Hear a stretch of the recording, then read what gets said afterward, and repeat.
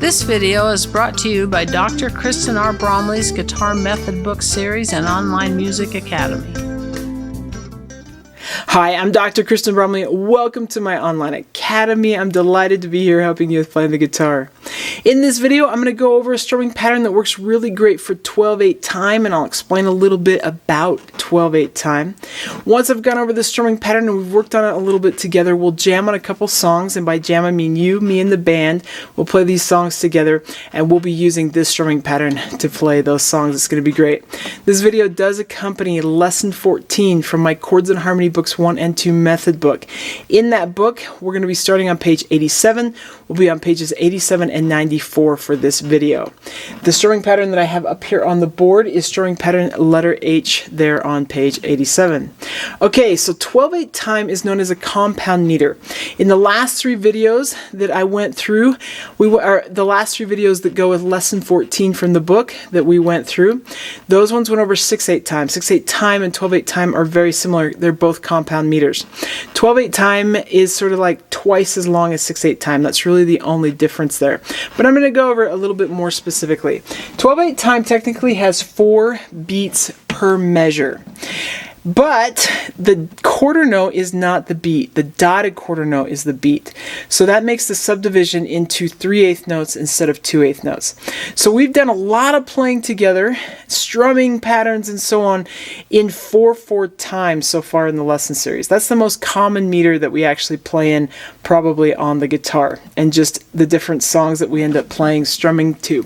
Sometimes we play in 3/4 time, 2/4 time, sometimes 6/8. We've got lots of different meters in here that we play in occasionally, but 4/4 time we play in a lot. So what's the difference then between 4/4 time that we've played in a lot, which has 4 beats per measure, and 6/8 time? 4/4 time is known as a simple meter. It has 4 quarter notes per measure, 4 beats per measure. But each one of those quarter notes is subdivided into 2/8 notes.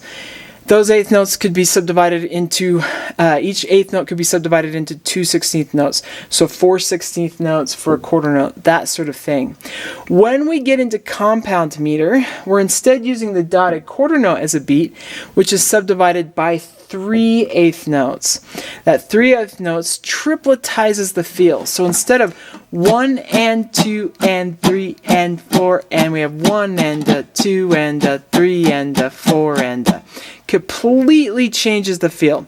So just for a moment here, just with muted strings, just play that with me. 1 and 2 and 3 and 4, and you could also use alternate directions. So down, up, down, up, down, up, down, up. 1 and 2 and 3 and 4 and. So that has a distinct feel to it. Now do 1 2 3 2 2 3 3 2 3 4 2 3 1 2 3 4 5 6 7 8 9 10 11 12. Now as I'm doing that, you'll notice that I'm playing the first one of the group of 3 just a little bit harder with a little bit of an accent. That helps us get that feel. 1 2 3 1 2 3 1 2 3 1 2 3. So to strum a little harder, you can strum a little harder. You can also just squeeze the pick a little harder, and you'll get that accent if you just squeeze that pick a little harder when you do that strumming. We are going to be playing in the key of G in this video with the songs that we're playing. So let's just go ahead and take the G chord, the C chord, and then the D7 chord, and then we'll come back to G and insert one measure of that. So it'll be like 1 2 3 4 5 6 7 8 9 10 11 12. And then we'll be on the C. So ready and go and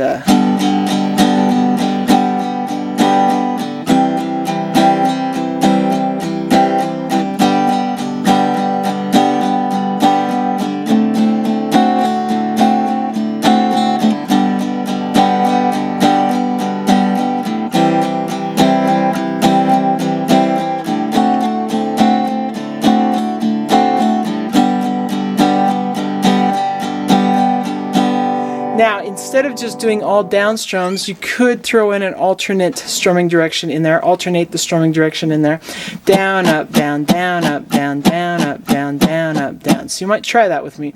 1 and a 2 and a 3 and a 4 and a. Now, if we plug that into our little chord progression, G, C, D7, and G, we'd have ready and go and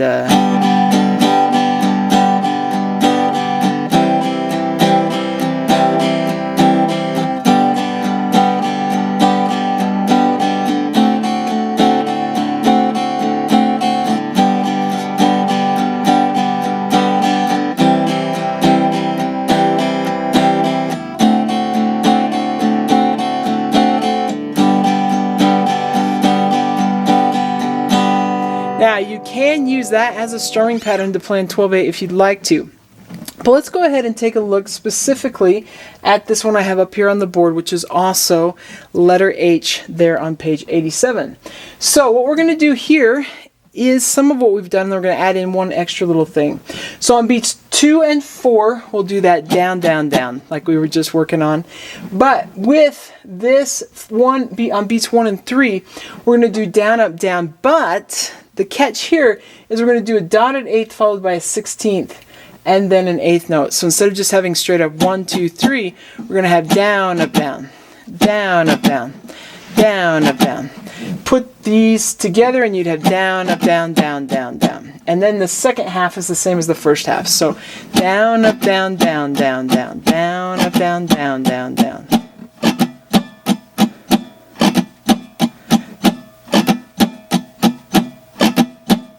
One and a 2 and a 3 and a 4 and a 1 and a 2 and a 3 and a 4 and a... Let's try plugging that in with our little chord progression. G, C, D7, and G. So you go 1 and a 2 and a ready and a go and a...